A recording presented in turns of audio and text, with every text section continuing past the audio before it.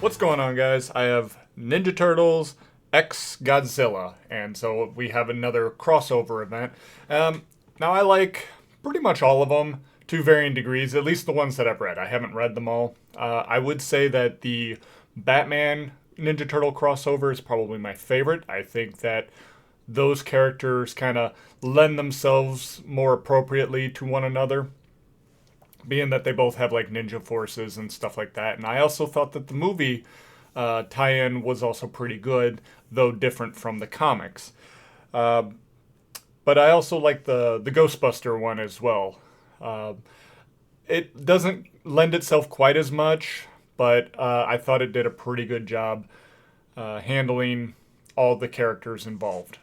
I guess my biggest issue with these is that neither side can really beat on the other one too much because you're dealing with two different companies, and neither company wants to see their guys get too banged up and be like deemed a loser by the other one. So that's kind of my biggest gripe with these kind of crossover series as a whole.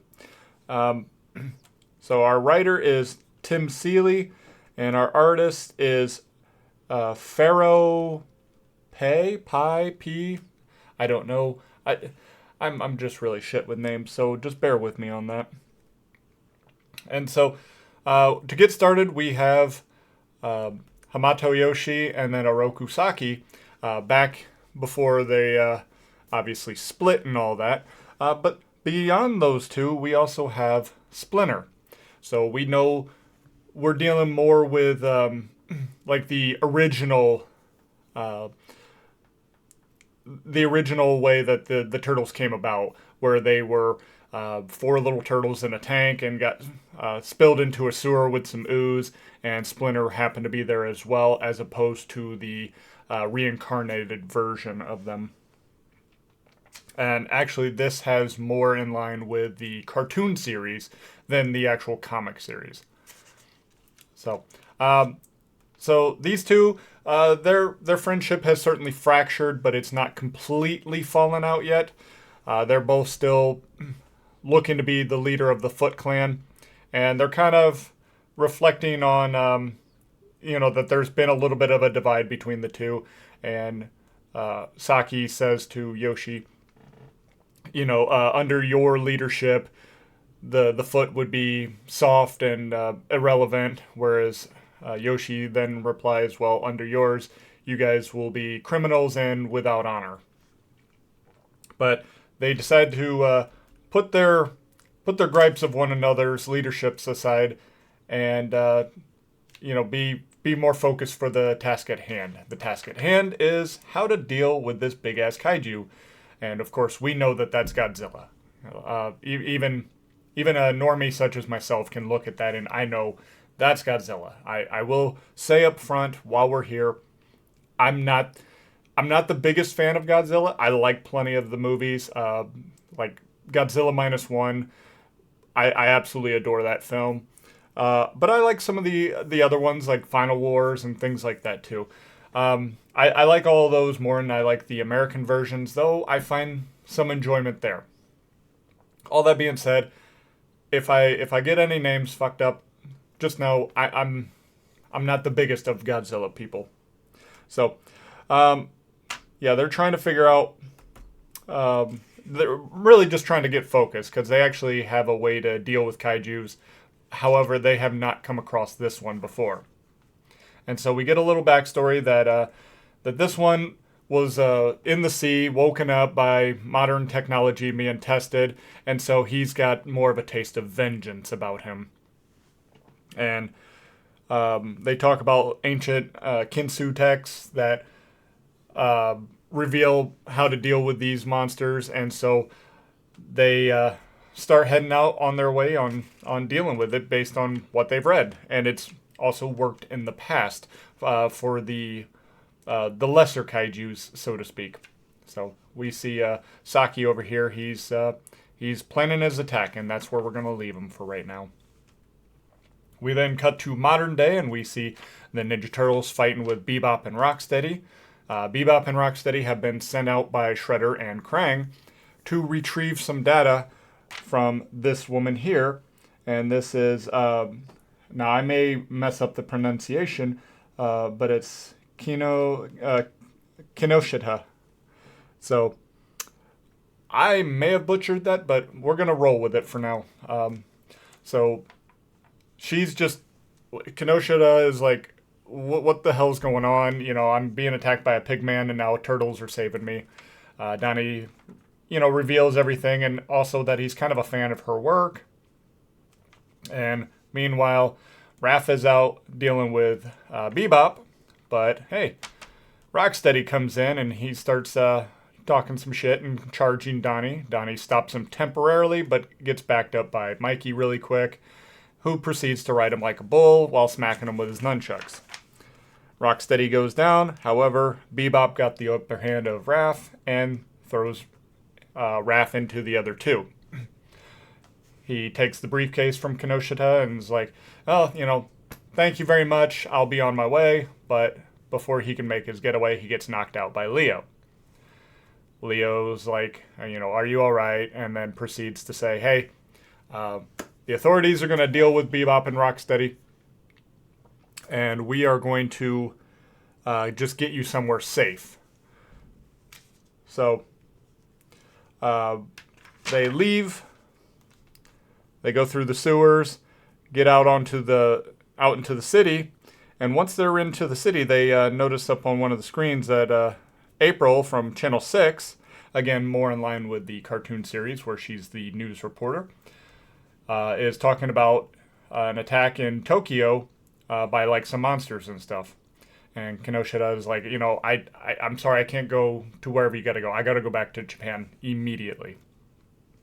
We then cut over to the turtle lair, and we see that Splinter is just like intently watching the news report with everybody else, and the Metalhead is providing the projection screen here. And April walks in, gives her condolences to Splinter. She understands that Splinter used to live in Japan, and he still calls it home, or thinks of it as home. And she understands that it's heartbreaking to see that. Splinter also goes on to say he's got a feeling he knows exactly what's going on over there because they see the monsters and can't make heads or tails of it. But Splinter's like, I know what's going on. And then we proceed to get some backstory about kaijus who are like representative of like earthly elements. We got Rodan over here who's like, of the sky, Mothra of the light, and Anguirus of earth. And that they sometimes will act on humans' behalf, but more often than not, they're more opposed. And so the Foot Clan learned techniques to deal with them and kind of thwart them off and get them going. And also, modern weaponry and technology overall has made them less likely to want to come around. They tend to stay more hidden and things like that. That was until the appearance of Godzilla, which, again, I've already stated, he's more vengeful towards modern technology because that's basically what kind of awoken him from the sea. And we get to see that right here in the beginning, we are told that, they ended up losing that fight, and this helped drive Yoshi and Saki further apart. I had some issues with that a little bit because, I can't remember the woman's name offhand, but it was the love interest of Yoshi that really drove the two apart. Obviously, they were both interested in this woman. She chose Yoshi. Saki couldn't handle that, ended up killing her. And then for this retelling, Saki kills Yoshi as well.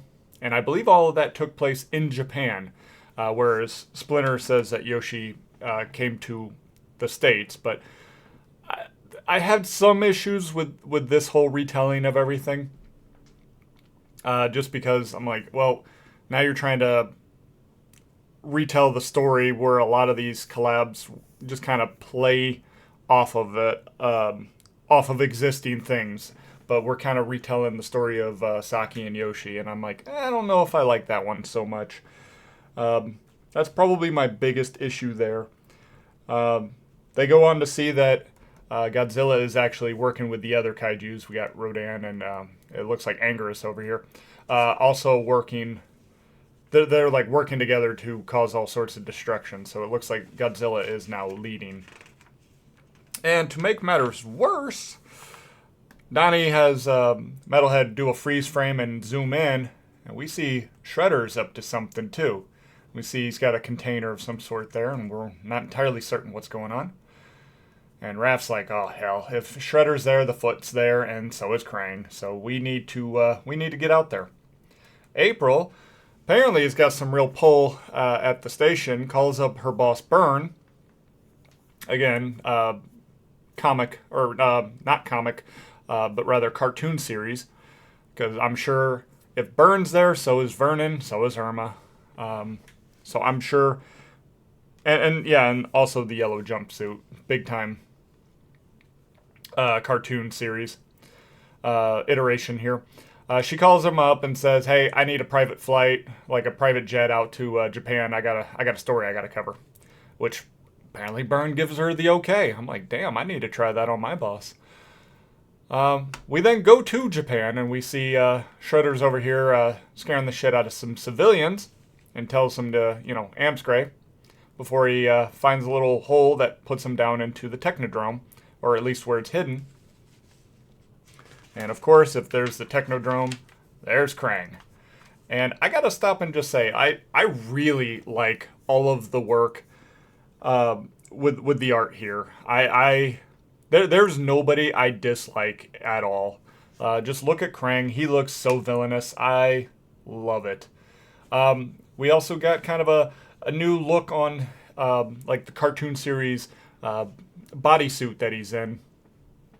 And it works so well. I really have no issues with it. Same with Shredder. Like, he looks menacing, and he's got the cartoon look to him. And, he was kind of a goofier villain in the 87 cartoon, but he really looks menacing in here. And I really appreciate everything we've done here.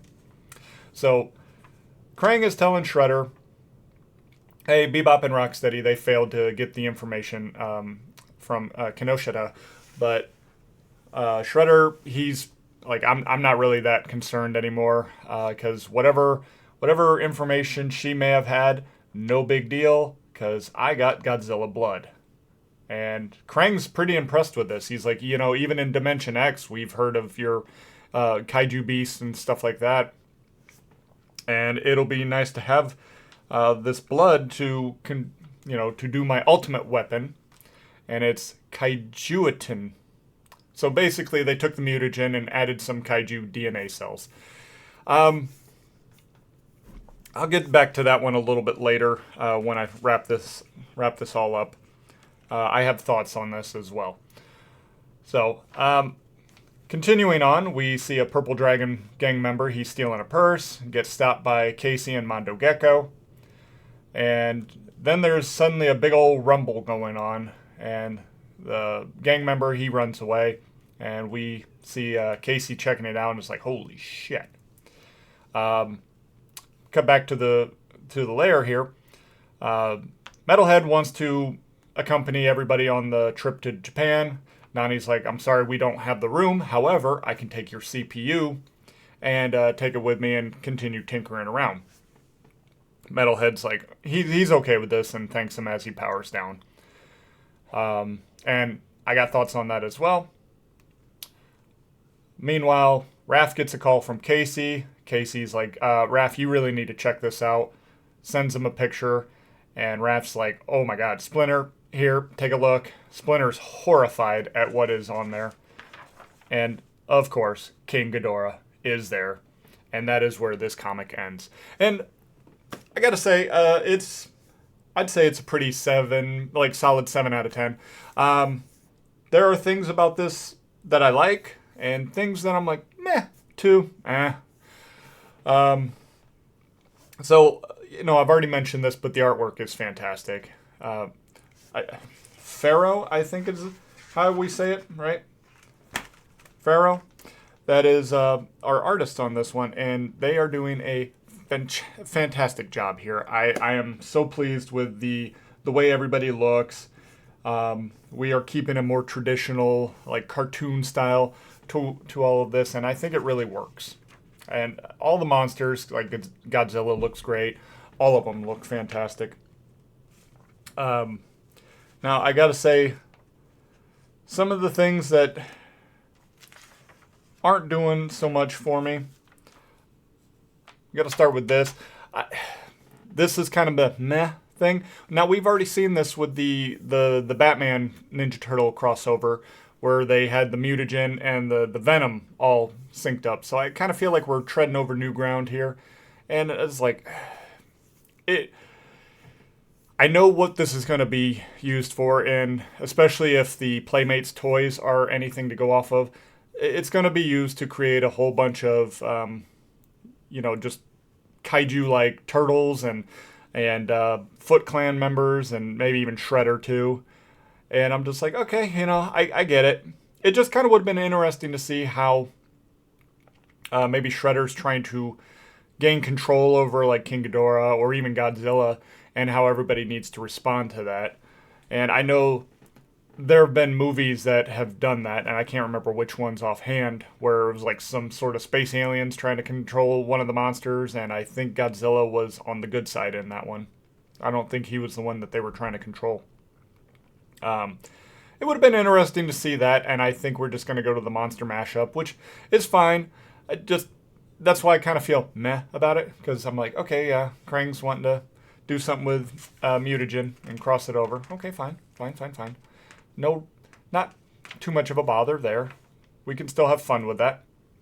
And then, this is a little bit here. I'm like, we already know where that's going, right?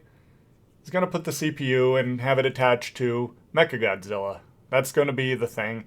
I don't know if they're trying to be too secretive about it. I'm like, but that's clearly where we're going with this. And if not, I'll be really surprised, and I'll eat some crow if I'm wrong. But I'm like, come on, they're gonna have Metalhead in Mechagodzilla, because of course they are. But yeah, that's my biggest part was the whole retelling of, what's helping drive Saki and Yoshi apart from one another. I'm like, okay, because they were already fractured, but then the love interest again. I wish I could remember her name. I cannot for the life of me right now. But yeah, she gets involved. There was a kind of a love triangle. I don't remember her ever having any kind of feelings towards Saki. He was just kind of jealous about it because he was like, man, I want her. And ended up killing them both. In this origin story, we have two different variations of Ninja Turtle origins, but this one clearly has Splinter as the pet rat of Yoshi. So we know that this is not the reincarnated versions here, where Splinter used to be Yoshi, and the four brothers were his children with this wife of his. So I guess that's my biggest issue, is just kind of ham-fisting that into the origin story. Didn't care for that too much, but overall pretty solid. Like I said, at least a 7 out of 10. You're gonna have some kind of funky way to kind of make the two IPs just mesh together. So I've definitely seen worse in some of like these mashups, but it's still a fun one, and I would only recommend it really if this is something like you want to see the turtles fight a bunch of kaiju monsters. Otherwise, yeah, you could skip it. It's not going to have any real bearing on anything else. So, but that is all I have for today, guys. So until next time, take care and God bless.